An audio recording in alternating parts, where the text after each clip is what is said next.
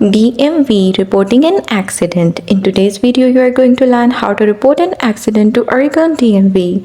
So let's get started. What types of car accident must you report? No matter if there was a police report, everyone involved in the accident must file an account of the incident.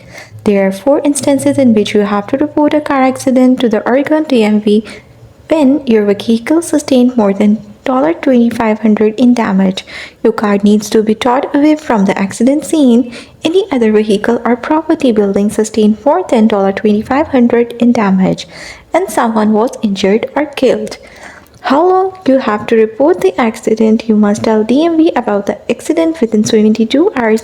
Use this Oregon Traffic Accident and Insurance Report form to give an accurate accounting of the incident. It gives clear instruction on how to fill out the sections and allow you to print the form from the fillable PDF.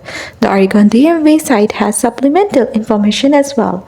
It's also a good idea for insurance purposes to gather a copy of the police report if there was one. Contact your local law enforcement office for assistance. If you're unable to do so, do not know which law enforcement agency was on site after the accident, contact this site and they can help. So what happens if you do not file an accident report?